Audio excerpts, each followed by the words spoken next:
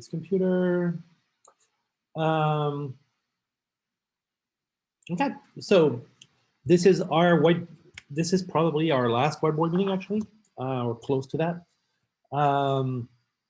Question is, what is the relationship between the amount of mass that something has and the gravitational pull that's being applied by the Earth? So who wants to start? And what I'll do is I'll share the Jamboards so that I'll share the Jamboards. Share sound, optimize the video clip. Share. There we are. So just start and then tell me which room you're in so we can get to the right Jamboard. So who wants to go?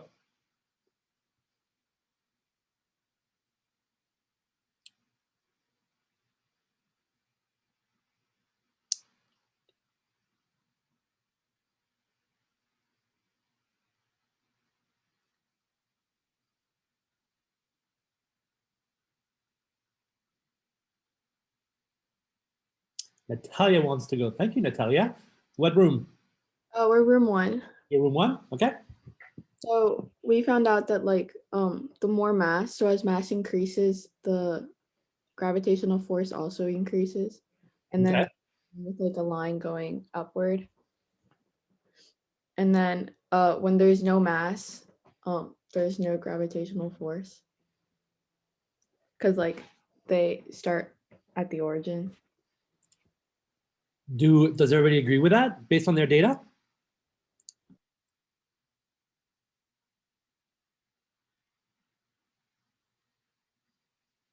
So first of all, does everybody agree that the more mass, the more gravitational pull? Yeah. So you're right. There's a positive slope. So the more mass, the more gravitational pull. Natalia had an argument that when there is no mass, there should be no force. Does everybody agree with that statement? Does everybody agree that her data supports that statement? So where would we see that when there is no mass, there is no gravitational force? What on the graph would actually indicate that that is the case?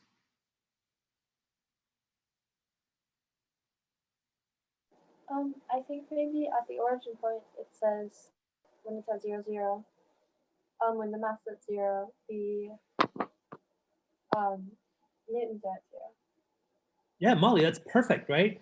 When the mass gets small, the force gets small, and ideally they all meet at the origin, right? Practically though, look at the equations, and are the equations going through 0, 0?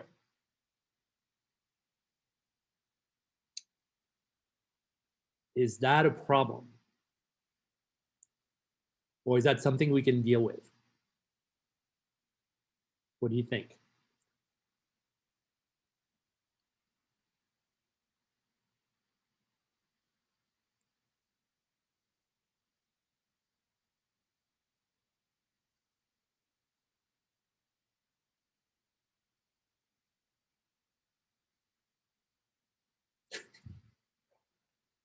This is gonna be a really awkward whiteboard meeting.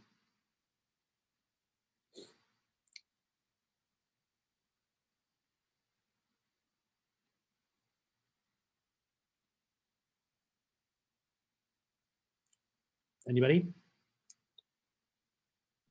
Well, they're not actually going through the origin. Okay. Because, yeah. Thank you for that observation, right? They're not actually going through the origin. I mean, it's pretty close to the origin, right? But it's not exactly going through 0, 0. Question, is that a problem? Or is that something that we can deal with? Like, what do you notice about the y-intercepts for the lines? They're not 0, right? They're not 0. But what are they?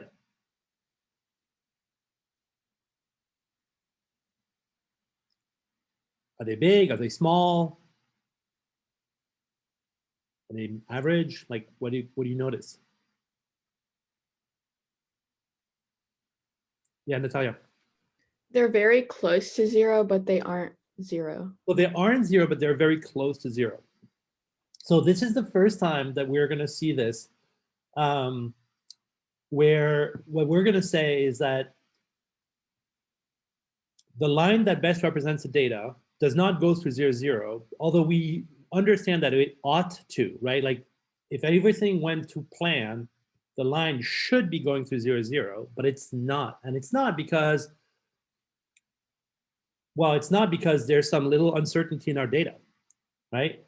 And the idea is that we're trying to measure things that are both big, like forces around 8 newtons, and things that are super small, around 0. And the problem is that you can't like measure both of those things exactly accurately. If we had scales that could really measure around 0, they would not be able to measure around 8 newtons, and vice versa. And so we are going to apply something that's going to be called the 5% rule. So more on that later. But this is the first time we're seeing something where like we visually see that the mathematical result is not 0, and we understand that it ought to be 0, and we can make an argument to say, yeah, it's not 0, but it's so small compared to like the big values that we're measuring, right? So compared to the big things that we're measuring, it is so small that we can approximate it to be 0. That's essentially what the 5% rule is. Second question was the ways that the Earth seems to be pulling on sugar and water for people from room 1. Is it the same or is it different? Should it be the same? Should it be different? What do you think? What do we make of the fact that one slope is 8.57 newtons per kilogram and the other one is 9.38 newtons per kilogram? Should we care? Should we not care? What does that mean that it's pulling 2 different ways? Should it be the same? Should it be different? Like, what do you think?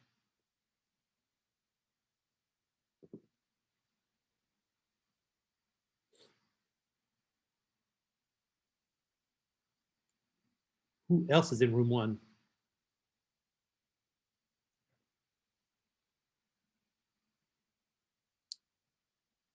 Dak and Vivian, for example. What do you think? Should the numbers be the same? Should they be different? Thea, Lucien, and Marlo, can we have your cameras, please?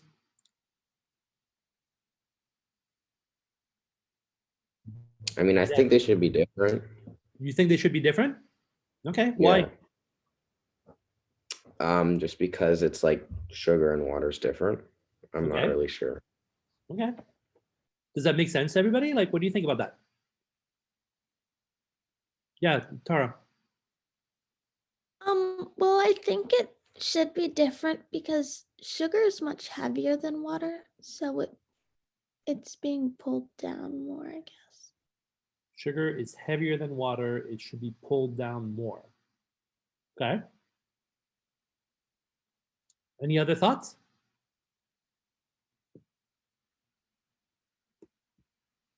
Well, my group said that my group said that they should be the same because it's the same Which room are you mass. in? We're group 4 or room 4.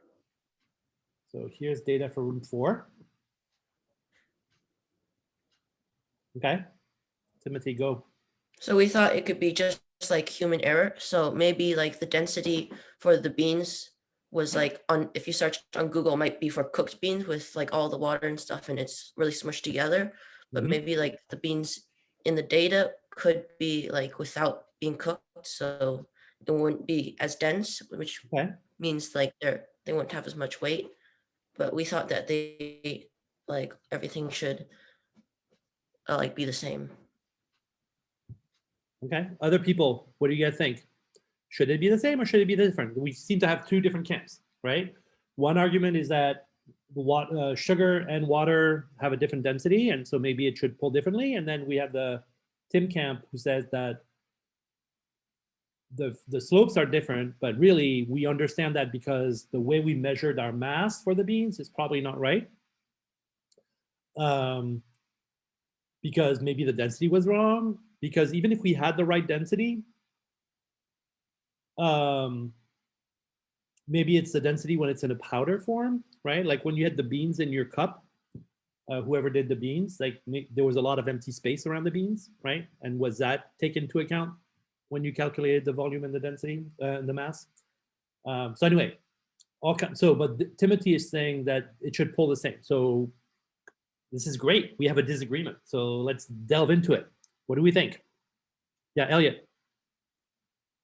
Wait, is he saying that all mass all objects should pull the same if like no matter the mass?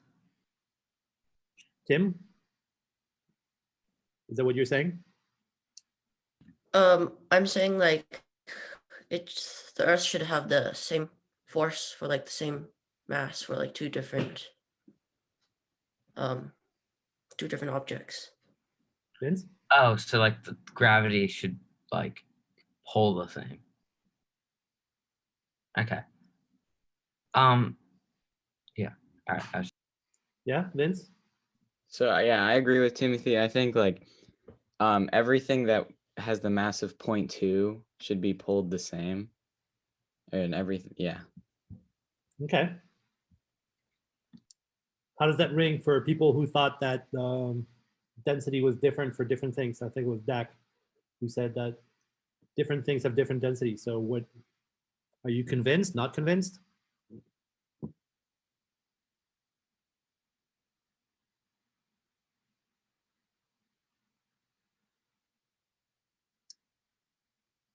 Dakota, what do you think? I don't know anymore. Anymore. Marika, what do you think?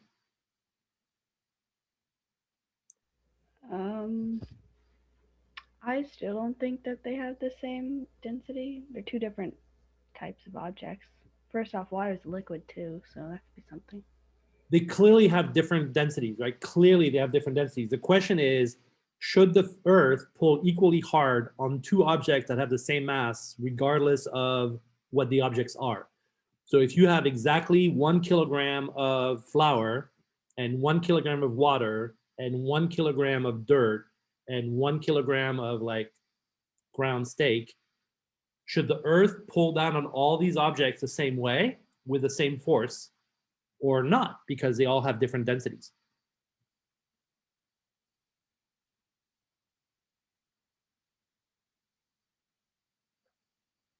Wait, so they may have different densities, but it doesn't mean they're going to have the same amount, so they will have different kilogram.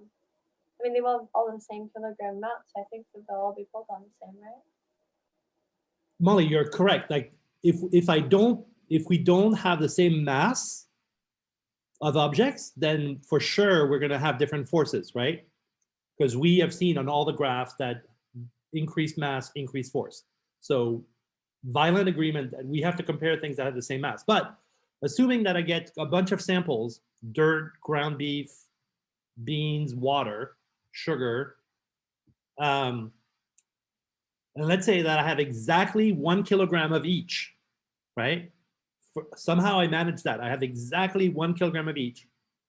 By the way, there's a reference kilogram that's preserved in France in this little town called Meudon outside Paris. It's like this thing. It's called the kilogram. Should the Earth pull on those kilograms of stuff equally hard? I think It so. says yes. Lucien, what do you think? I feel yes, because it's still 1 kilogram made up of something, something, something. So it's still 1 kilogram. Harry? I'm not exactly sure at this point with all the argument or the points, but Yeah. I don't. I'll come back to this. Give me a Got second. it. Yeah, Vivian. I think that it still depends on the mass of the object, like the weight of the object, right? So a Totally depends kilogram on is not. It's like if you had a kilogram of like hardened concrete and a kilogram of feathers, like they're both a kilogram, but obviously the concrete is going to fall a lot faster than the feathers, right? Is Like, it? I don't think it has to do with the amount, unless the things. are the Is it? same Is mass. it gonna pull different? No, it's not. It's, if there was no air drag on the feathers, they'd fall the same. Is there a famous experiment that supports that? Don't know what it's called. So You don't know what it's called? Yeah, I mean Galileo, 17 something, right? Out of the Tower of Pisa, actually, let two objects fall that had exactly the same mass, right? And he found that they fell exactly at the same rate. Now, so assuming you have the same mass, right? And assuming that the air resistance is the same, so you need to like, right? Assuming that the air resistance is the same, so assuming that the shape of the object is the same, and assuming that the same mass, they fall exactly at the same rate. And in fact, the Earth has no way of knowing. Like all the Earth knows, feels, it feels that there's another mass. It doesn't know what the mass is made of. It just knows that there's a mass, right? That's what the gravitational field is about. It's about knowing what the mass is. Once it figures out there's a mass, it pulls on it with a certain strength. For each kilogram of mass, there's a certain amount of pull. If you have 1 kilogram, you have a certain amount of pull. If you have 2 kilograms, you have twice the pull. If you have 3 kilograms, you have 3 times the pull, right? So it's per kilogram, there's a certain amount of pull. It looks from all the different,